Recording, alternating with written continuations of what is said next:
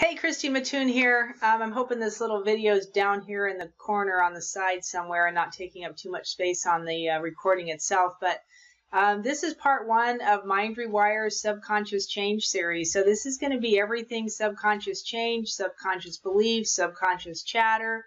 What is it? How did we get it? How do we get rid of it? All the way from A to Z. I don't know how many parts this is going to end up being, but it'll be however many it needs to be by the end of it, and then we'll continue on with something else. If you've never been to my website, head on over to MindRewire.com. Check us out. I've got an eight-week program over there that I use to help people rid themselves of subconscious issues, the knowing, the unknowing, understanding it all, and just kind of getting through it. So it's kind of a cool program. Go check that out. But let's continue right here for now. This is a master class on subconscious change, so it's got some higher level stuff in it. I'm trying to keep it down to a level where it's pretty easy to talk about and pretty easy to understand. But feel free to shoot me an email if you have questions regarding any of this stuff, or contact me on Facebook. You can go to my MindRewire Facebook page and contact me through there also. My name is Christy Mattoon, and I'm your subconscious change expert, and I will be your guide through this whole process. So here we go. Welcome to this master class on building change in your life. We'll be here for probably about 45 minutes. I'm going to hope to get it a little bit shorter than that, but that'll probably be pretty close to it. I encourage you to go ahead and grab a notebook, take some notes if you like. There's a lot about the subconscious mind and the effects that it can have on your life. If it's left to its own devices, there's a lot of information up there about how this works and how you can do things differently, and that's exactly what we're doing right here. So we're going to dive right into that. This particular master class is dedicated to my former self, a person who I didn't know, a person who struggled every day of life because of a past that had nothing to do with her, except that she lived in it. And I never realized that until I was probably, I don't know, I was well over 40 at the point that I finally figured this out, that my past life that I struggled so hard with, I don't remember my childhood, and it's not an issue anymore, but I used to really fight with, do I need to remember? Do I not need to remember? Different doctors, different teachers, different people from different philosophies would tell me different things, like you have to know in order to clear it. People telling me, oh, let's just try this technique. You don't really need to know. And we can still clear it and get you moving on to a different road. But I was always left with this weird under grumbling, and that's the only way I can describe it. No matter how many layers of the proverbial onion were peeled back, there was just always this under rumbling. And that has since been taken care of, actually, because of I went to a class and I learned a lot about energy psychology. So I have a comprehensive energy psychology certificate at this point, and I'm super, super proud of that, because what it did for me was free my mind in a whole different relationship to myself and to my spirit. So that was very cool. So what this did was create an environment in her head that led her in circles, and her being me, obviously, for the first 40 years of my life. Because I didn't know, and I just fought with it and struggled with it. So I'm going to be super transparent with my story on this video in order to show you how strong thoughts and strongholds in your mind, beliefs, how strong beliefs from your subconscious mind can be, and what they can do in your life, and whether you even know that's what's causing your issues or not. Because for my first 40 years, 38 years, I didn't know that it was things from my subconscious mind that were coming up and biting me. I had no idea why I was spinning out in the circles that I was spinning out in. And I think sometimes it's the unknown that seems to hurt us the most, because when it's something you know, you can fight against it, you can work at it. When you don't know, and you sit there just asking the same old questions and getting the same old responses and doing the same old things, how bizarre is it that our subconscious mind is so hidden from us, we don't even know what it is that's throwing us into the circles that life leads us in. So I want you to see how a stronghold in your life, known or unknown, can cause chaos and mayhem.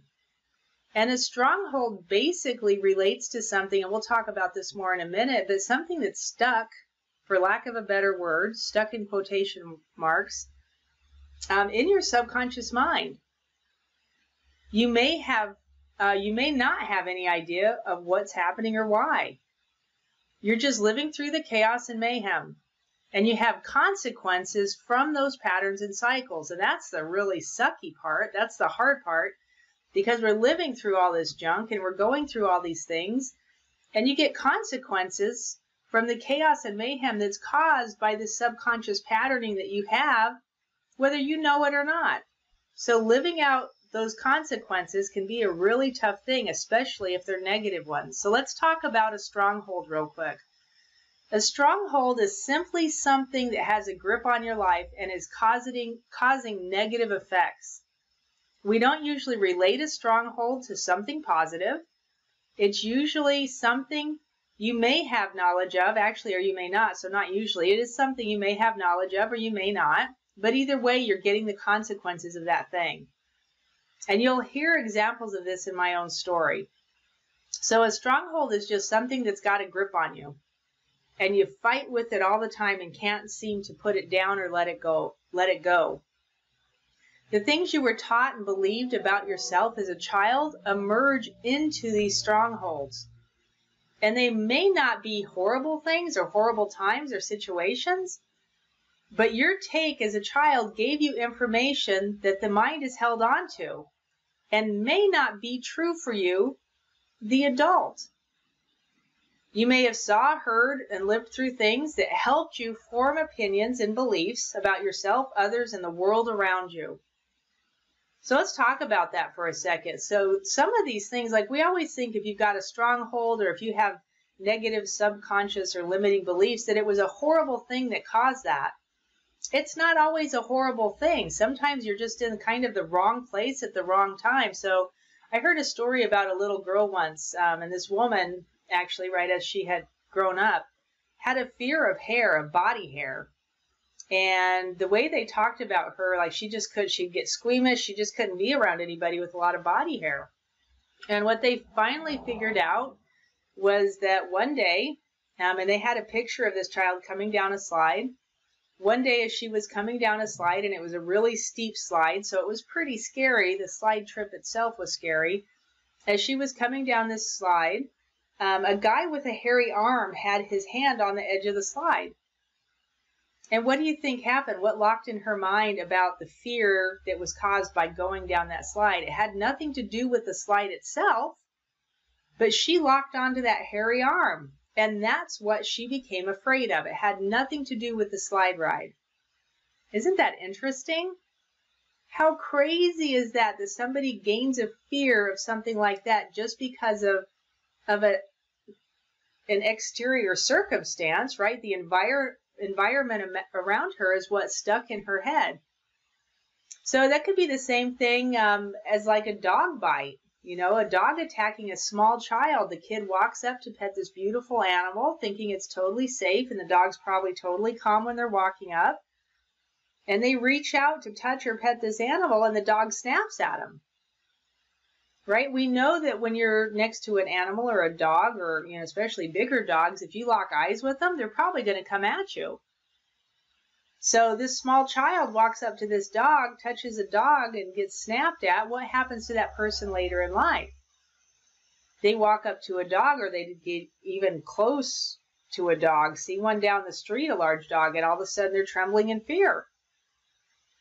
Right? They may have no idea that it was something that happened to them as a child. Okay, so that's a stronghold. Strongholds can be way bigger than that. With things in your life that can cause you to have addictions. Strongholds can be things that can be talked about or looked at as if it might be like a family trait, that's something that goes back in generations. So it could be talked about like it's a family curse if you've got a stronghold in your family. But if these beliefs were not positive or good in nature, they could, to this day, be leading you to believe things about yourself, even about your family, that aren't true. So the more it replays in your life, the more you go through the action or reaction caused by the belief, the more it begins to become a stronghold in your life. And eventually it just locks you up and takes over. Do you see any strongholds in your own life? Can you point any out? Do you see things going on in your life that present as patterns? Things that happen over and over, seemingly to you? And no matter what you've tried to make them stop, it seems to creep back in and continue. Some people might say it starts all over again, so it appears like it's a cycle. Things you thought you had gotten rid of or you've worked a ton on. I used to say that all of the time about my own childhood issues. I have worked so much on this. I work a ton on it.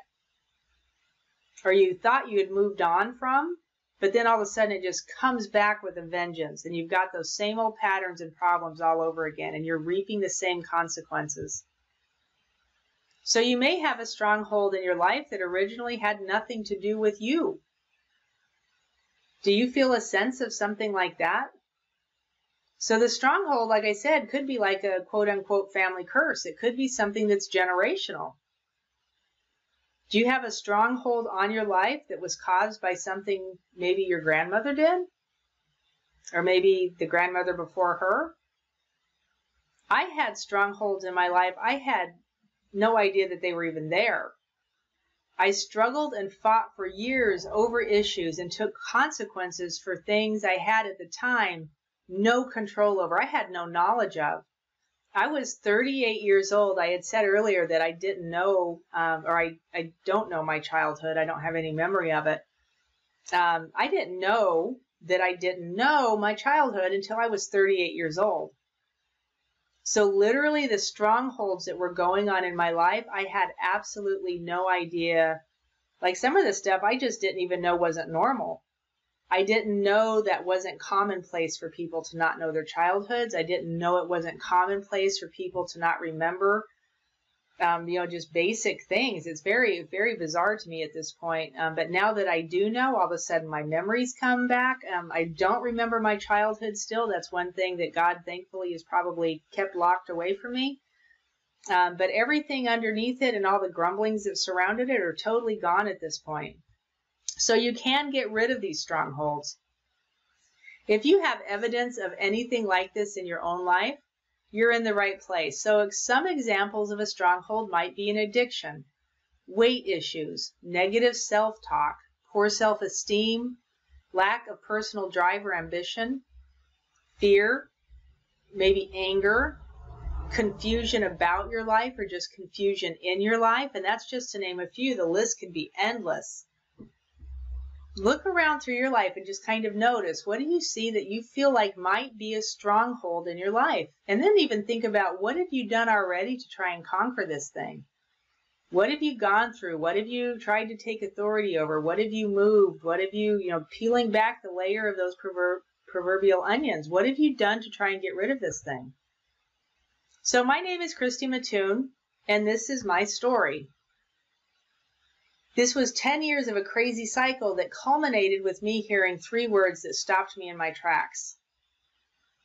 10 years of weight gain, 10 years of doctors telling me that I was sick, 10 years of doctors telling me I was bipolar, I had mental problems.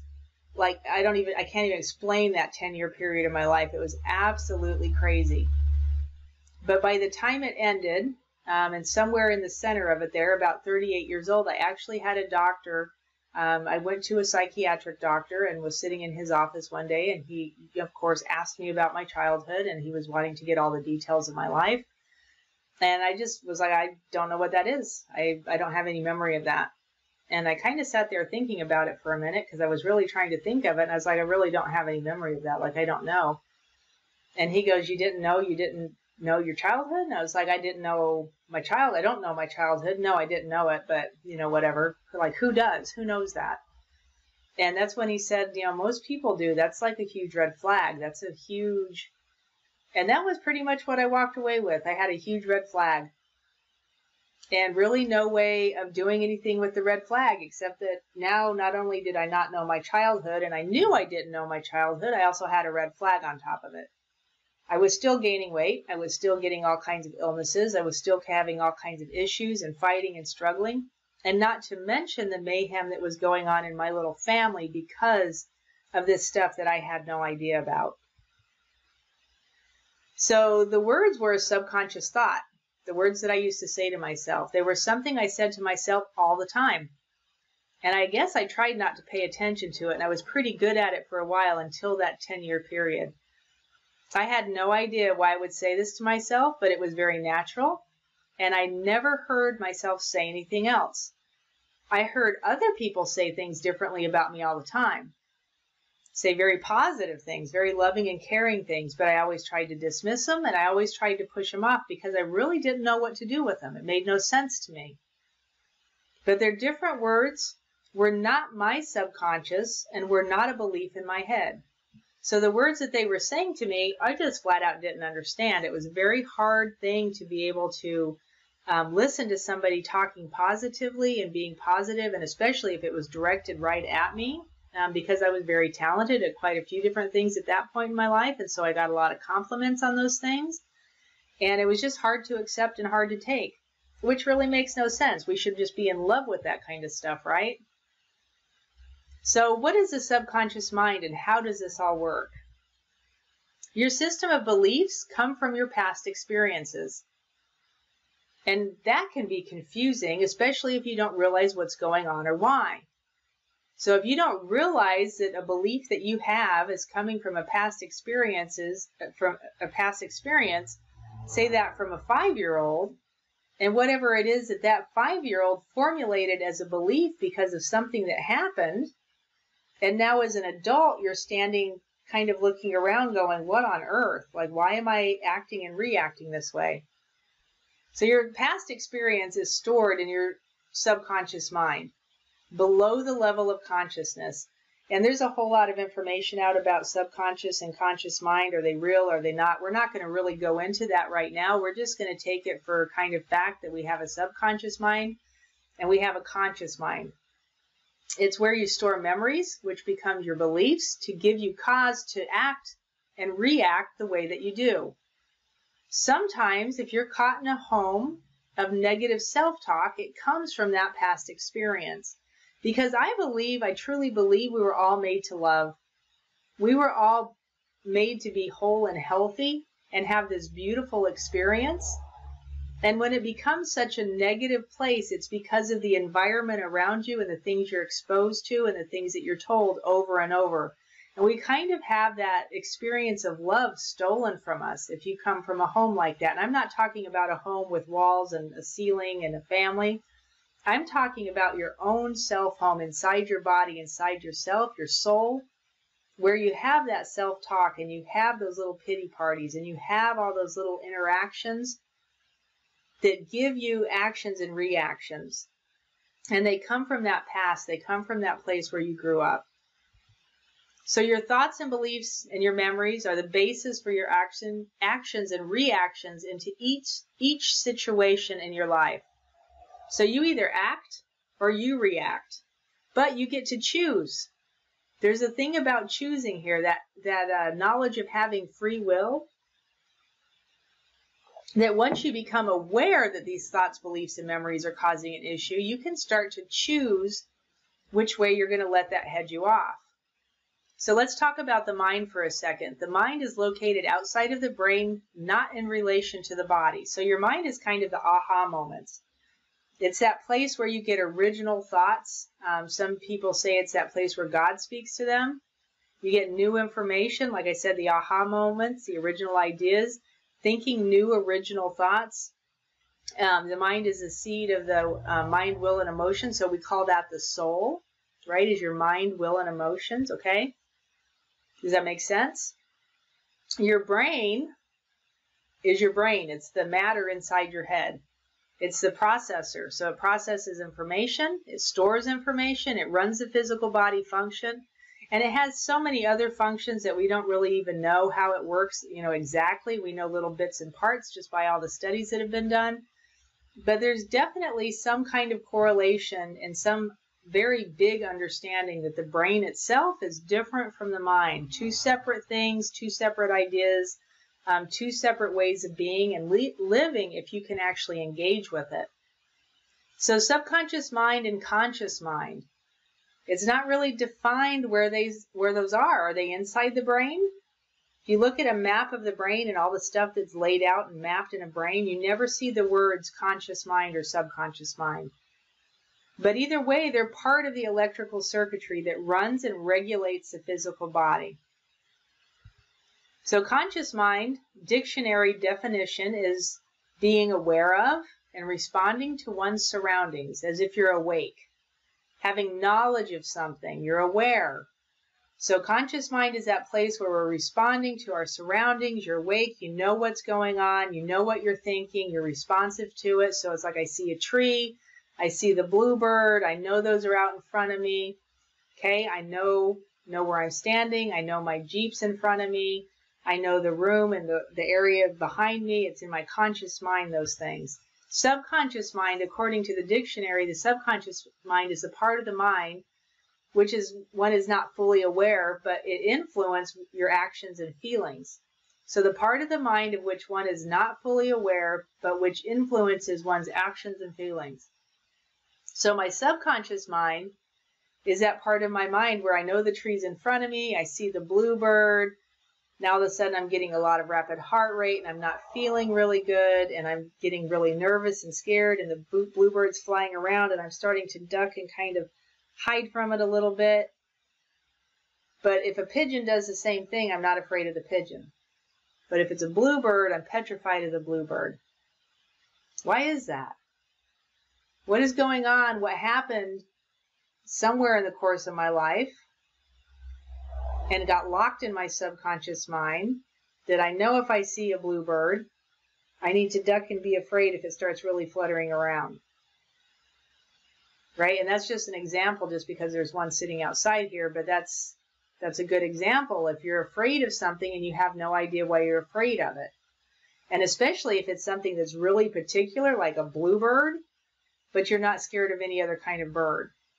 What's influencing your actions and feelings to that thing? How did that happen? So the subconscious mind holds on to beliefs, thoughts, words spoken, emotional value, impressions, pictures, smells, and sensations, and those become your memories. It becomes the reality of what many people think about themselves. So your subconscious mind can actually dictate who you think you are, what you think you are, what you think you can do. It becomes the reasons for what we do and don't do in our lives. And it's really sad because if you're locked in a negative home of subconscious like chatter, subconscious mess, those reasons aren't really valid. So let's talk about neural pathways and plasticity. So this is more on a brain kind of science level. So the neural pathways, neuroplasticity, the neurochemicals, right, are all created to those memories. The ones that are accessed the most are the ones that get strong and become the strongholds. That should have an H. So they become the strongholds. So that memories that get accessed the most become the strongholds in your life. Within it, you create that life. You create what you're doing based on what those memories are. The neuroplasticity that's built up in your brain to all of these different things is what help you create your life. Here's the reality. Your conscious mind controls about only 5% of your daily thinking activity. Think about this for a second. Conscious mind only controls 5%. So I'm only consciously aware of the thinking inside my conscious mind, 5% of that. The other 95% is from your subconscious mind. So all the other stuff, and I called it the under rumbling that I was always feeling, even though I didn't know what it was, so I wasn't aware of it, which totally makes sense because it was in my subconscious mind. And I just wouldn't let it bubble up for whatever reason. It had been totally sealed off from me. So that 95% in my subconscious mind is 95% of your actions, reactions, and your feeling, your daily activity. Isn't that crazy? If your subconscious mind is not under your authority, how does that leave your life? How does that leave you shaking out during the day if 95% of your subconscious activity or of your activity is from subconscious thoughts? And you're not in authority of that. You're not in control of it. If the subconscious thinking comes from trauma, pain, bad thoughts, beliefs, or memories of any kind, and 95% of it is your perception about the world around you, about yourself, these negative pathways are the ones that you go to the most. What kind of life do you think that person would have? I can tell you, I speak from experience, it was horrible. Because I never knew quite what the problem was. What was I always running away from? I have no idea, but I was always running from it. I could always feel this under rumbling, this weird upsettedness that just never made any sense, but it was always there. And eventually it brought on so much illness and so much sickness in my physical body that it almost killed me. So look inside your own life and don't get emotionally involved. Just take a peek. Just take an outsider's look in and see if you notice where this could apply to you. What do you think? Do you notice any of that under rumbling I'm talking about? And you might be able to say, no, the under rumbling is, and actually put a sentence to it, actually put some feelings to it, put some like whatever to it. I don't want you to get caught up in it here. But if you're noticing that, know that it's from your subconscious mind. And there's something else you can do if you haven't ever gone into subconscious or a place of subconscious change. So here's the difference between using a modality or a technique for subconscious change and then traditional tools like affirmations or talk therapy, positive thinking, even just willpower. Reading self-help books would fall in here, making vision boards, writing in journals, and visualizing. These are all predominantly limited to the subconscious mind, to activity of the subconscious mind, because you're very conscious about what you're doing when you're doing those, and they don't really touch into the subconscious underneath that level of awareness. So they're helpful, and while these can be very helpful, they're seriously limited in their effectiveness. How many of you have done a protocol or done a thing and been given a mantra, right? You've been given this little saying that you repeat over and over to yourself. You know, I'm beautiful, I'm loved, I'm deeply held, my body is whole, right? Something like that. Whatever your mantra was, how far did it take you? And for some people, like if you do it enough, right? So that's habituation, the repeated action over and over will finally start to take apart old neuroplasticity. It'll start to get into that subconscious mind to where you can actually switch out the old junk, that under rumbling, and switch it out for that mantra. If the conscious mind processes were all that there were needed to change the subconscious mind, we would already be doing and being all that we wanted to be. Right? So if those processes of the subconscious mind, those things we use, or of the conscious mind, if those things that we use to change went deeper than just the conscious mind, we would already be there. They're all great tools, but they take time and they take a lot of repetition. And when trying to clear negative input of the subconscious mind, you might never get there. Most people give up before they get to that point. So let's talk quickly about a subconscious belief. According to the dictionary, subconscious mind is a part of the mind of that which is not fully aware, but which influences one's feelings and actions. So what is a subconscious belief? From the mind, thinking new thoughts and having new experiences, remember, different from the brain, to the brain, the storage locker. It's neuroplasticity, which is a protein and a neuron bond that's formed in your brain every time you think a thought. Every time you think that same thought, another bond is created. And so every time you think a thought and then you repeat the thought, you're forming a chain or a loop. On a scan, it's actually described as looking like the branch of a tree, and that's by the work of Dr. Caroline Leaf, who is a neuroscientist. Right? So subconscious thought is that neuroplasticity. A subconscious belief is that neuroplasticity. It's when that protein and neuron bond is formed. And if it's formed in a heightened emotional state, it can lock in there hardcore. Right? So if it's something that's really frightening you, if it's something that's really got you into a place where you've either got a lot of cortisol or a lot of oxytocin in your system, which are neurotransmitters, you can really, really lock those subconscious beliefs in there. And if they're negative, they will rule your life. So it's thought of as a loop. Think of an everyday experience as input for your brain and your actions and thoughts as output. It's a feedback loop that's formed. The old cliche about a computer software comes to mind, and you've heard this before, garbage in, garbage out. So we used to have to program our own software in our computers back in the day. And if you put garbage in, if you programmed it with garbage, you'd get garbage back out. This applies to all feedback loops, including the human body. What happens if you eat garbage? Your body's going to produce disease and you're going to be sick. You put garbage in, you get garbage out. So toxic experiences shape the brain quite differently from healthy ones. They shape your reality quite differently too.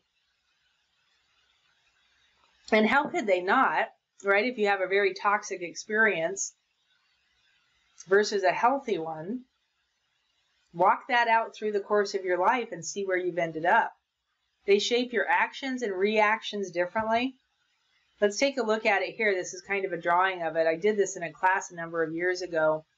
So we've got negative thoughts that are inward and collapsing. So if you look on the one side, it's dark, right? You've got all those dark spiraling colors. This is the negative loop of neuroplasticity, the proverbial loop. And it digs itself deeper and deeper every time it plays in your mind. So every time that thought, that belief, that memory plays in your mind, you're creating more of this loop. And it plays over and over in your mind, and it just holds you captive.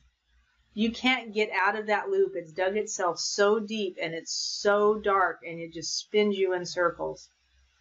Here's the cool part. Positive thoughts are outward and expressive. You know how this feels. We're going to play a game with this in just a second. Right? So the positive side of it, you've got all these light, beautiful, airy colors. The loop is a little bit more airy. It's not quite as tightly woven. And it's spinning upward and outward. It's an expressive feeling. And guess what? It's the same exact thing. It digs itself deeper and deeper every time it plays in your mind, and it holds you captive. So you can be held in this positive place or this negative place, but you can't really do both at once. The nice part is if you're caught in a home of negative self-talk and you're caught in this negative loop of neuroplasticity, just by thinking positive thoughts, you can start to break that down. Like I said, the process is slow. It starts with a conscious awareness, and then it'll eventually, after you do it over and over and over, the repetitive nature of it, will start to break apart the negative neuroplasticity and bring you into a place where you're building this new neuroplasticity that's positive and going to help you out in your life. Isn't that cool to know that you can do that? So I want you to just close your eyes for 2 seconds. And I don't want you to really think of something negative. I mean, you can just keep it kind of mild. So think of something in your life or something that's kind of, away from you a little bit removed from you that you would call a negative situation or a negative thing. And I'm just going to use stepping in dog poop because to me that's pretty negative and it's just like, it makes you feel like, ugh. Think about your thing. Kind of pull it up in your system. And now I want you to think about a positive memory sometime in your life when you just really feel like you had a positive thing going on, you had a positive outlook, it just really felt super good. And just bring that up and just notice the difference in the feeling here. Notice the difference in that feeling. From the negative to the positive, the difference in the way it feels actually relates back to your neurochemical makeup. When you're feeling something positive, you're giving a release of positive neurochemicals. When you're thinking about something negative, you're giving a release of negative neurochemicals, and it happens that quick. Right? It's how when you're in a really nasty place and then all of a sudden somebody exciting and wonderful feeling runs up to you and gives you a hug and just makes you feel so good, you can switch over into that positive feeling just like that. It's the switch of those neurochemicals. And it's love, right? It's that love created, we say oxytocin is the love hormone. It's when you have more of that stuff in your system that you will stay in that kind of a place and really tear apart these negative the negative thoughts, the inward collapsing junk that you don't want. And this kind of seems like common sense if you know a little bit about neuroscience. But it's sad that it's really not. Like I never knew until I was over 40 years old. But how now neuroscience has actually joined the forces with genetics to reveal that right down to the level of DNA, the feedback loop that embraces mind and body is profoundly changed by the inputted process of the brain. So whatever we're locking into that brain, it's amazing how that feedback loop is it's changeable, right? So that's telling us that it's that plasticity, it's plastic, it's malleable, it's moldable. It's amazing how quickly we can change our own life by this. So how does this work? Here's your brain. It's like a storage locker. It collects all the information and it files it away seemingly for later use. Sometimes it never even gets filed. So there's a thing called fight and flight. We've all heard of this, and it's when, something happens and you get scared and you either have to decide, am I going to stay and fight or am I going to run away? Sometimes you don't do either and you freeze. And that's when the file never gets filed away. Most of us are not filing away things, and I think there's a few different reasons for this.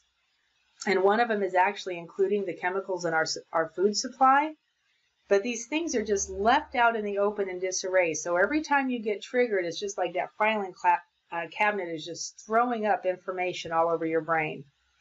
What does this do in your life? It causes mayhem and chaos, disorder, frustration, physical illness. Which one of these is you? Do you see you in any of these? Depression, confusion? It makes you nuts. Can you name anything in your life that may be a subconscious issue? Do you see patterns that you've been repeating?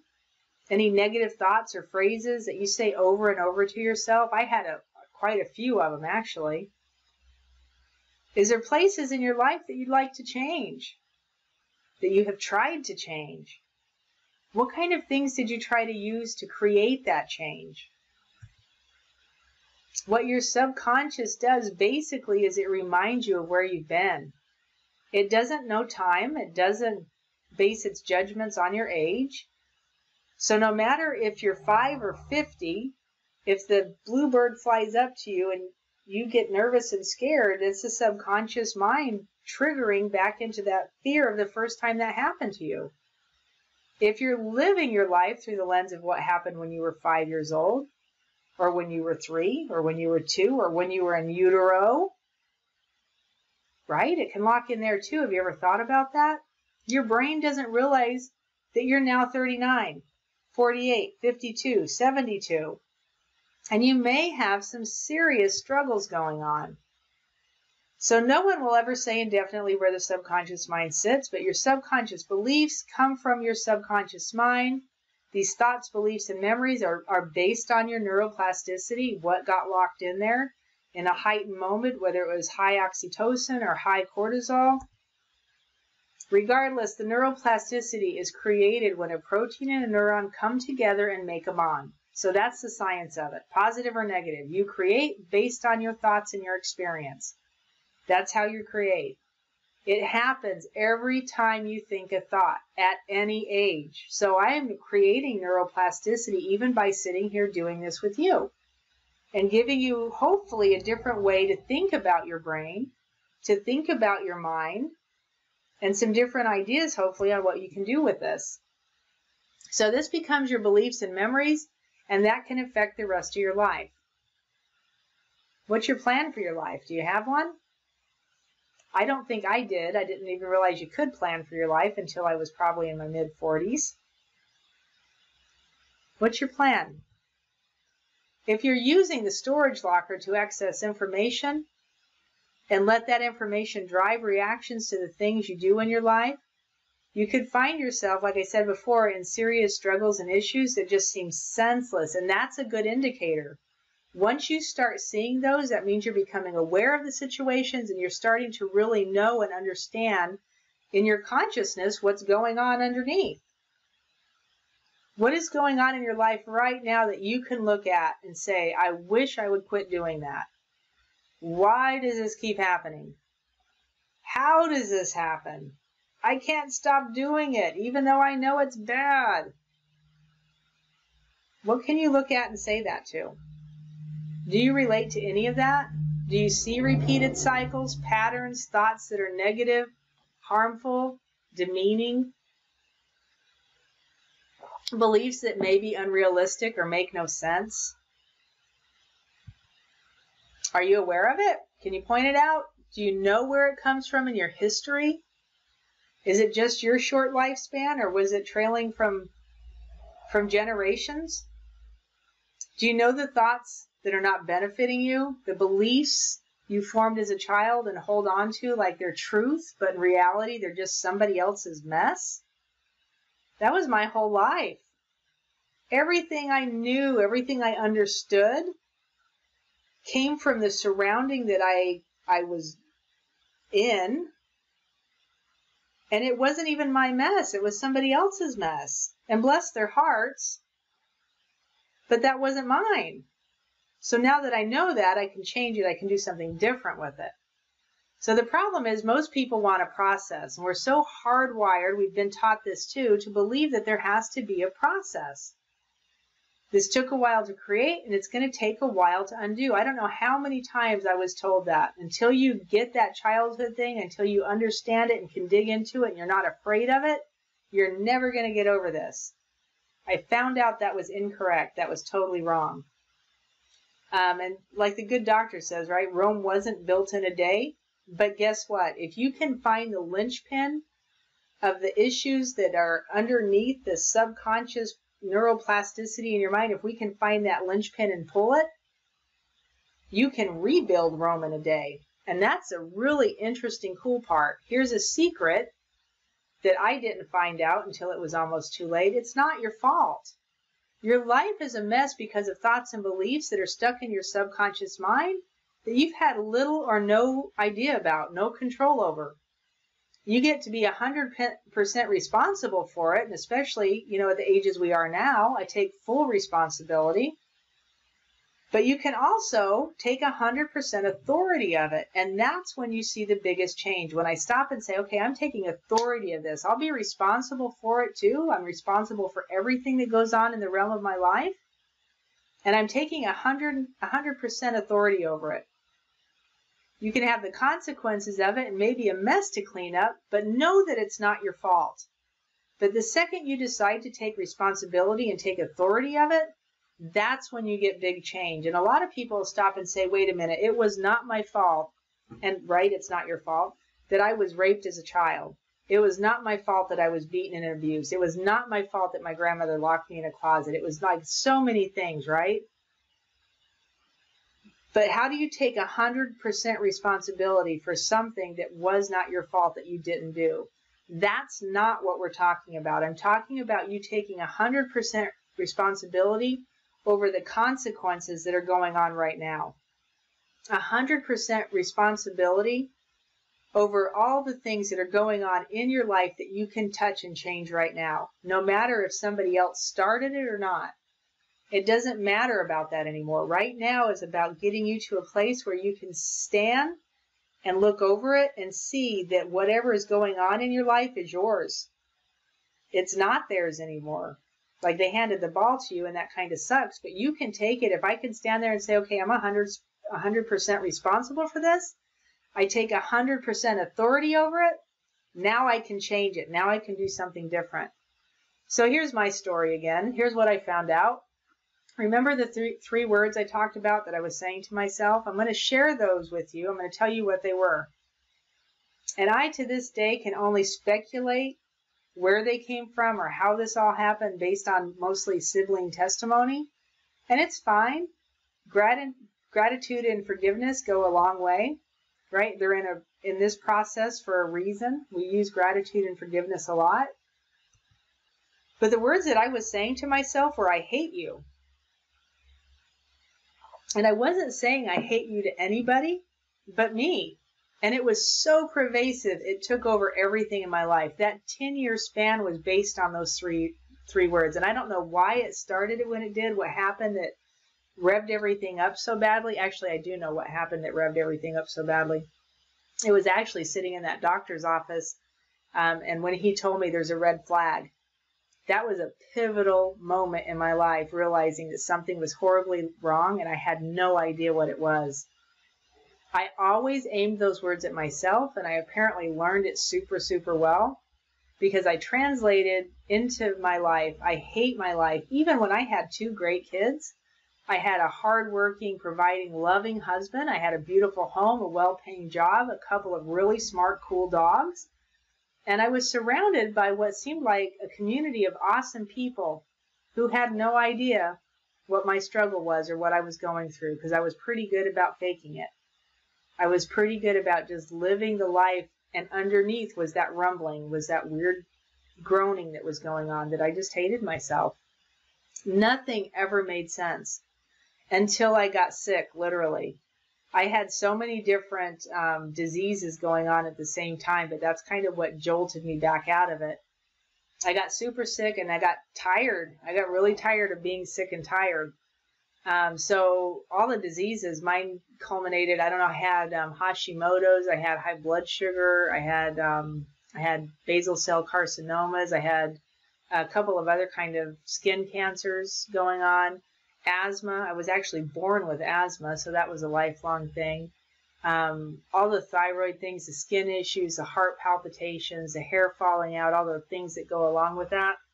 And what I decided to do at the point that I got so sick and tired was I started reading and taking courses on everything. I watched videos, books, anything I could get my hands on that would give me a different idea than the way I was doing things currently. I have more certifications right now in different things than I care to even count. Some I use still, some I don't, some I kind of reference to once in a while, but it's all like a big tool belt full of tools that I have. Some of them I actually did the courses on without getting the certification, just to get the knowledge. Sometimes the certification itself costs more, but you get the knowledge of the course whether you do the certification or not. So I was like, I used to go into different psychology doctors' office that touted different techniques that could help me. Everything from regular talk therapy, I actually spent 8 years doing that. That actually made me realize he had no idea either. But it led me to different things like tapping, so EFT, energy work, Reiki and the like, hands-on healing, to EMDR, which is eye movement desensitization. I forget what all the letters stand for. Brain integration technique was another one. Brain spotting was another one somebody did with me. And what I would do is I would go back into these offices over and over at the point that I realized, okay, this is something that's really powerful and I can really feel it doing something. I would go back in and sit through the process, but try and keep a clear enough head and try to stay conscious enough that I was catching on to what they were doing, and I started asking questions and trying to learn it so I could take it home and do some of it myself. And so that's when those things like that got super powerful. And then I realized you could just go out and get, for some of them, you can go out and get the certifications yourself. Some of them you have to be a licensed therapist or a doctor, but there's a lot of them you don't, which is really super cool. What it's all turned into for me is a good prayer and a relationship with God, and knowing how to balance anything from the standpoint of the matter that's created in your brain. And an understanding now that there's also energy around your system. We call it the biofield, from your meridian system to your chakras to all these energy points all over your body. And it's just how the system works. There's no woo-woo to it. There's nothing, I don't know, to me it's just crazy. Once you understand that it's just part of your system and it's part of who you are, it makes you stop and really ask, how powerful are you? How powerful do you think you are? What do you think you can do? You've probably heard it before, but I want to take your hand and I want to show you how. There's no fault here. Things happen, right? So we're back to the idea that it's not your fault. You got caught with a brain full of non-benefiting thoughts, beliefs, and memories. There's no condemnation, so quit beating yourself up. But what you need to know is the negative thoughts, beliefs, and memories can be taken apart. They can be stored away or gotten rid of, and you'll still have a memory. You'll still have a functioning memory, but you don't have to keep going back to the memory that's causing the issue. And new thoughts, beliefs, and patterns can be built that will actually benefit your life and put you on the path that you want to be on. Isn't that awesome? Isn't that a cool thing? What an amazing idea that you can actually do that. And you can do it with your body's own physiology. That's the even bigger part of this, is you don't need outside tools. You don't need outside things. You don't need, I don't even know, you don't even need outside stuff. I can work with you over Skype. I actually have my 8-week course built out that teaches you to do the same thing. Absolutely amazing. Your body's own physiology can take care of this for you. God gave you everything you need to change. You have everything on board to heal your mind and your body.